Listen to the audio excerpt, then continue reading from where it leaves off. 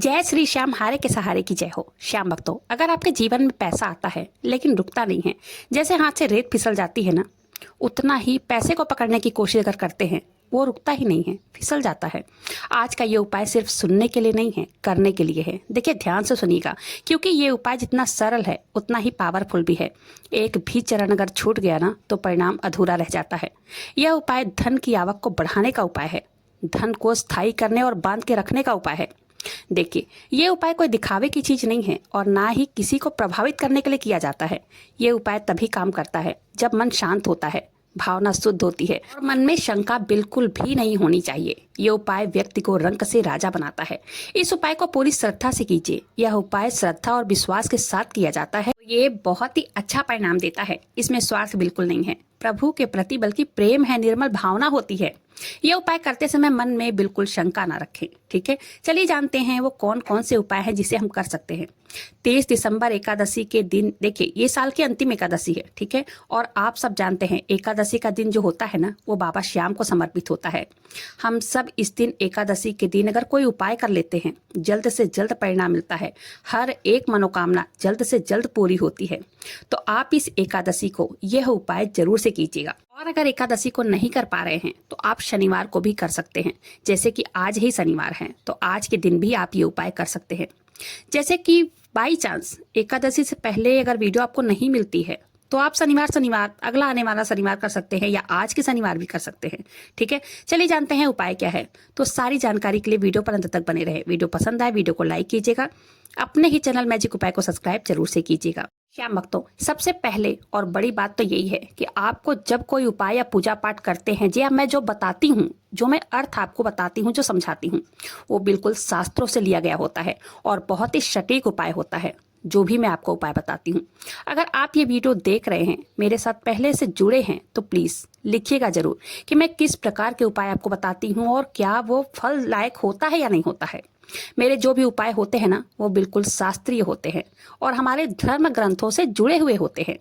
ये उपाय जो मैं आपको बताने वाली हूँ, अगर कोई भी व्यक्ति करता है तो निश्चित रूप से समय भले ही लगता है, लेकिन देखिए, जो भगवान हमारे श्याम प्रभु है ना, वो हमारे धैर्य की परीक्षा लेते हैं सबसे पहले। क्योंकि जब वो धैर्य की परीक्षा लेते हैं, तब हमारे पूजा पाठ भक्ति उपाय का संपूर्ण फल जो होता है ना, जिसको हम मीठा फल कहते हैं, वो हमें प्राप्त होता है। तो सारी टेंशन, सारी चिंता श्री श्याम प्रभु पर छोड़ दीजिए और निश्चिंत हो जाइए। एक बार ये काम करके देखिए, आप खुद महसूस करेंगे कि आपके घर के मालिक, आपके कर्ता धर्ता खुद बाबा श्याम बन जाएंगे। मेरे कहने का मतलब यही है, जब कोई उपाय आप करें, कष्टों को प्रभु के आगे अपने समर्पित कर दें। और एक चीज मैं बता देती हूँ, प्रभु से अपने कष्टों को कहना भी बहुत जरूरी है। जो उपाय मैं बताने जा रही हूँ, इस उपाय को करते समय अपने श्याम प्रभु से अपने कष्ट कहिए। क्योंकि बहुत सारे लोग हैं, वो कहते हैं प्रभु हमारी सारी बातें सुन लेते हैं, अंतरात्मा में बसे हैं प्रभु हमारे। हाँ, सब जानते हैं, लेकिन जब आप अपने कष्टों को प्रभु से कहेंगे नहीं, तो सुनेंगे कैसे? सुनेंगे, ऐसा नहीं है नहीं सुनेंगे, आप कष्टों को नहीं कहते हैं, सुनेंगे, लेकिन क्या पता थोड़ा विलंब हो जाए। देखिए, जब एक बच्चा रोता है ना, वो भूख से रोता है, दूध के लिए रोता है या भोजन के लिए रोता है। इसी प्रकार एकदम भगवान के सामने अधीर होकर अपने कष्टों को दूर करने के लिए बिल्कुल प्रार्थना करना है। ठीक है, तो चलिए अपने टॉपिक पे आते हैं, जान लेते हैं वो कौन कौन से उपाय हैं जो शास्त्रों में वर्णित है, जिसको एकादशी के दिन किया जाता है हर एक चीजों के लिए, लक्ष्मी प्राप्ति के लिए, कर्ज मुक्ति के लिए। ठीक है, चलिए जानते हैं। सबसे पहला उपाय और बड़ा उपाय यही है, शनिवार के दिन पीपल वृक्ष की पूजा करें। अब देखिए, सोचेंगे पीपल वृक्ष की पूजा करने से होगा क्या? देखिए, शनिवार का दिन एक ऐसा दिन है जो कि ब्रह्म मुहूर्त में भगवान विष्णु के साथ माता लक्ष्मी पीपल देव में निवास करती हैं। ठीक है, अब ये देखिए, प्रत्यक्ष रूप से पूजा हो जाती है उनकी, माता लक्ष्मी की। आप पूजा किस प्रकार करेंगे जान लेते हैं। तो देखिए, एक लोटे में जल ले लेना है। मैंने जैसे आपको बता दिया है कि ब्रह्म मुहूर्त में आपको पूजा करना है, तो ब्रह्म मुहूर्त 4 से 6 बजे तक होता है, जब तक सूर्योदय नहीं होता। जब सूर्योदय हो जाता है ना, तो ब्रह्म मुहूर्त खत्म हो जाता है। तो आपको ब्रह्म मुहूर्त में ही पूजा करना है, उसी ब्रह्म मुहूर्त के बीच में ही, 4 से 6 बजे के बीच में। सूर्योदय के बाद पूजा ना करें। ठीक है, ये बात का बहुत ध्यान रखना है। अब आपको कच्चा दूध मिल जाए ना, तो वो ले लीजिए। अब कई लोग कहेंगे दूध इतनी सुबह सुबह कहाँ मिलेगा, 4 से 6 बजे के अंदर कहाँ मिलेगा? तो गांव में देखिए मिल जाता है, लेकिन शहरों में नहीं मिल पाता है। शहरों में आप रात को ही मंगा कर रख सकते हैं, गाय का ही दूध चाहिए। इस उपाय के लिए और कोई दूध नहीं चलेगा, ठीक है। बहुत ध्यान से उपाय को सुनिएगा, क्योंकि बहुत ध्यान से सुनेंगे ना तभी उपाय कर पाएंगे और तभी इसका फल भी मिलेगा। अब क्या करना है, आगे एक लोटा ले लेना है, उसमें थोड़ा सा कच्चा दूध डालना है गाय का, थोड़ा सा गंगा जल डाल दीजिए, उसमें थोड़ा सा मीठा गुड़ डाल दीजिए, चीनी डाल दीजिए, कुछ भी डाल दीजिए, और उसे सुबह सुबह ब्रह्म मुहूर्त में ही पीपल जल में जाके छोड़ देना है, पीपल देव में, ठीक है। वहां एक सरसों के तेल का दीपक भी लगाना है और उस दीपक में एक चुटकी हल्दी डालनी है। और ये दीपक का उपाय आपको शाम के टाइम करना है, प्रदोष काल में, ठीक है। इससे आपके जो भी ग्रह खराब होते हैं ना, वो सब धीरे धीरे अच्छे हो जाते हैं। क्योंकि देखिए शनिवार को पीपल देव की पूजा करने से राहु केतु शनि इत्यादि ग्रहों को शांति मिलती है, आपको उससे मुक्ति मिल जाती है। इस प्रकार पूजा करने से लक्ष्मी जो होती है ना, वो प्राप्त होती है। और हाँ, एक चीज और करना है आपको, जब भी आप पीपल देव की पूजा करें ना, तो परिक्रमा जरूर से कर लीजिए हाथ जोड़कर।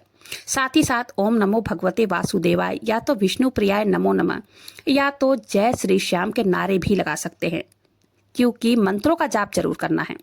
कोई भी मंत्र आपको, जो भी मंत्र आए वो मंत्रों का जाप आप जरूर करना है, जो भी याद आ जाए। अगर नहीं भी आ रहा है ना, तो भी आप हाथ जोड़ करके बस परिक्रमा कर लीजिए, और हाथ जोड़ करके वहीं पर बैठकर भगवान विष्णु से, माता लक्ष्मी से प्रार्थना करना है।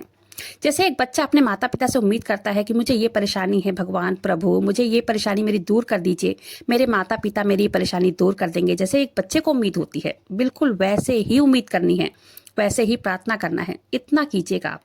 देखिए मान्यता है 11 शनिवार अगर आप इस उपाय को करते हैं, व्यक्ति के जीवन में धन हानि जो होता है ना, वो समाप्त हो जाती है, धन का आगमन होने लगता है। और जाहिर सी बात है ना, जब धन का आगमन होगा तो रंग भी राजा बन जाता है। आपका जो कर्ज होता है वो कर्ज निश्चित रूप से उतर ही जाता है।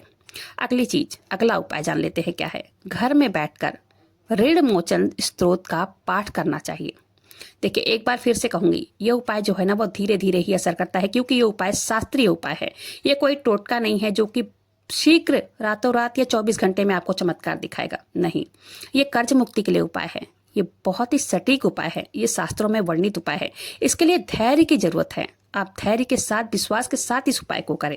और एक चीज आपको बताना चाहूंगी, अगर आप इस उपाय को करते हैं, अगर करते रहें, हमेशा करते रहें, ये मैं नहीं कहूंगी कि आप इसको 7 शनिवार 11 शनिवार ही करें, इसको आप लगातार करते रहेंगे, तो इससे जो भी परेशानी होती है आपके जीवन में, जो भी परेशानी आने वाली होती है, उससे भी आप बहुत आसानी से निकल जाते हैं।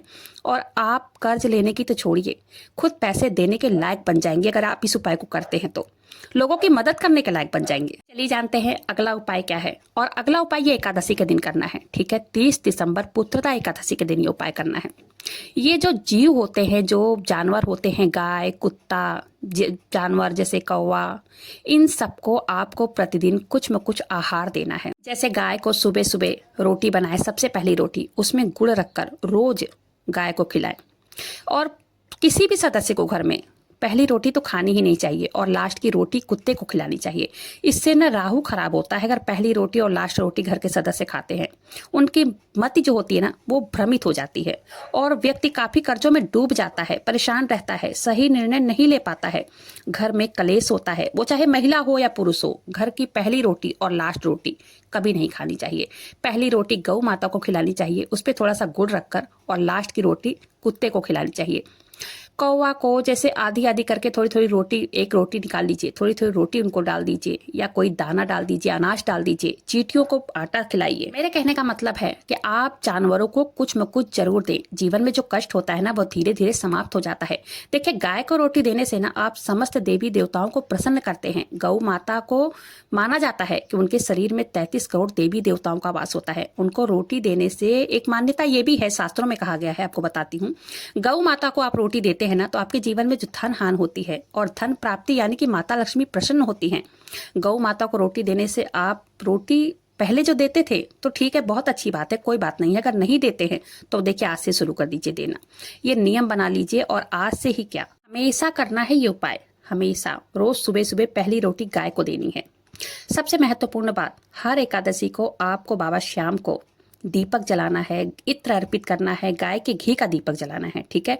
बाबा श्याम के मंत्रों का जाप करना है, ओम श्री श्याम देवाय नमः।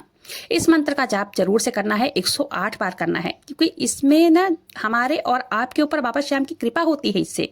इसको करना ही करना है। बाबा श्याम की कृपा अपार बरसती है ऐसा करने से, और कोई दुख परेशानी आती नहीं है जीवन में। और अगर कोई दुख परेशानी आती भी है ना, तो ऐसे दूर होती है कि पता भी नहीं चलता है इन चीज़ों को करने से। और मैं हर वीडियो में आपको बताती हूँ कि बाबा श्याम के मंत्रों का जाप आप करते रहिए। आप देखिए क्या करना है, अपने घर के मंदिर में रोज दीपक जलाना है, दोनों टाइम जलाना है, और बाबा श्याम की आरती भी करनी है, उनका चालीसा भी करना है। दीपक जलाने से क्या होता है पता है? दीपक कर्म का साक्षी होता है। कर्म साक्षी का मतलब है जो हम कर्म कर रहे हैं। तो एकादशी के दिन दोनों टाइम दीपक जलाइए, एक तुलसी माता में जलाइए, अपने घर के मंदिर में जलाइए, मेन डोर पर जलाइए। लक्ष्मी प्राप्ति होती है, इससे कर से मुक्ति मिलती है। इन चीजों को अपने जीवन में उतार लीजिए और हर एकादशी को ये उपाय करना है। ये उपाय करने के बाद आप देखेंगे धीरे धीरे जैसे पैसों की कमी थी ना, वो दूर होने लगेगी। इस उपाय को करने से सबसे पहले तो आपको सद्बुद्धि आ जाती है। आप जो निर्णय लेते हैं ना, वो बिल्कुल सही लेते हैं। आप सही निर्णय लेने से होता क्या है, आपको घाटा नहीं होता है, आपको नुकसान नहीं होता, और आप जो कार्य करते हैं ना, उसमें दिन प्रतिदिन आपकी उन्नति होने लगती है। आप पर लक्ष्मी जी प्रसन्न होती हैं। तो इस उपाय को आपको एकादशी के दिन करना ही करना चाहिए। तो चलिए वीडियो पे आज के लिए इतना ही। वीडियो पसंद आए वीडियो को लाइक कीजिएगा, अपने ही चैनल मैजिक उपाय को सब्सक्राइब जरूर से कीजिएगा, बाबा श्याम नाम का जयकारा दिल से लगाइएगा। मिलते हैं फिर ऐसी किसी वीडियो के साथ, तब तक के लिए जय श्री श्याम, हरे के सहारे की जय हो।